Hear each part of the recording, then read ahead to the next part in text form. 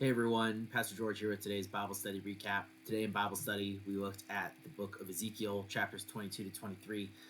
In my sermon on Sunday and in other times, I've talked about how I have been really debating about what to choose to preach on. This was almost the passage I chose, so it's really important to look at because I think it challenges us in a lot of ways.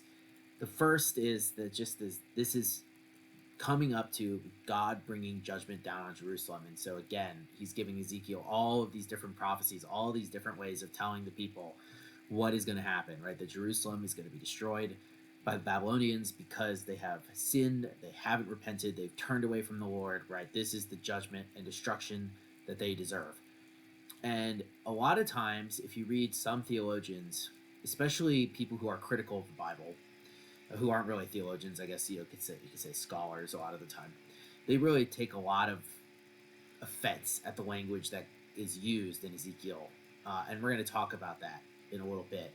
But before we get to that, the reason I think they do that is because they separate the language that God is using in Ezekiel 23 from the judgments and the evil things that are happening in 22. So one of the things I always stress, right, is God brings judgment and he never brings it undeservedly upon people, right? He's never punishing someone for something that they didn't do, right? Even if it might seem like that in the moment, or maybe that's some evil thing is happening, but judgment isn't at play, like in the book of Job, right? That's where that category is. Here, though, there is no book of Job, right? The people of Jerusalem, from the top to the bottom, have failed to follow the Lord's commands and have been doing all sorts of evil things. And so that is why chapter 22 is so important. You can just read that, and you'll see, right, all these evil things, right, all these sexual perversions that are going on. They're not following the law, they're breaking the commandments, they're not caring for the orphan, the widow, the foreigner. All of these things they have been told to do and been given instructions on how to do, and they're not doing it. And they're profiting in unjust ways off of each other. They're killing each other, right? It's just awful, awful stuff is going on in Judah, and God holds the people accountable for this. And he says, listen, I am going to, you haven't listened to my previous judgments. You haven't listened to my prophets. You don't have anyone to stand in there and turn my wrath, my justice away from you. So guess what that means? That means I'm going to bring it. And he uses the fire metaphor. The fire metaphor is the most powerful metaphor that God uses to talk about judgment, especially a refiner's fire, right? You put metal into a refiner's fire in order to burn away the impurities. So you put like silver in, like raw silver, right? Burns away the impurities and you're left with the silver. So it's a way of making it better. Very common metaphor that God uses to talk about his justice. So Jerusalem going into the fire, right? And he then goes on to use a very graphic and shocking metaphor. And this is shocking, especially if you're not aware that this language is in the Bible. This is the passage that I was really considering reading on Sunday, but kind of like Marty in Back to the Future, where he plays the rock song and it's too much for everyone. It might be too much for people who don't know the Bible very well or aren't used to this language being used, right? So I really encourage you to read chapter 23 and realize that this is the language that God is using, right? So even though it might shock us, it's important that we familiarize ourselves with this type of language so you can understand how much God hates sin. And here, right, he's not calling out sin in other people, Syria or Babylon or Egypt, right? These other nations that are going to be mentioned in this passage. Now, he's calling out the sin in the people that he has chosen. In this case, personified in these two sisters, right? Aholah and Oholobia, right? And that means her tent and my tent in her. So Aholah is Samaria, or the northern kingdom of Israel, which they had a false temple at. So that's what that's a reference to. And then Oholobia is Jerusalem, where his tent is. So the southern kingdom of Judah, right? So they come from the same mother, from the people of Israel, right? They split, and they're two things. And so he uses these sisters and he paints them as being prostitutes, but he's married to them, right? So God's favorite metaphor to talk about his relationship with Israel in the New Testament and the Old Testament, right? The church and the people of Israel, right, is marriage. So he's married to these two women, and they are, as he says, playing the whore. This is a common sense, and this is usually where a lot of like feminist critics get really upset. Here, I'm going to talk about that in a little bit, but he uses like really derogatory language for the way that these women are acting, these two sisters, right?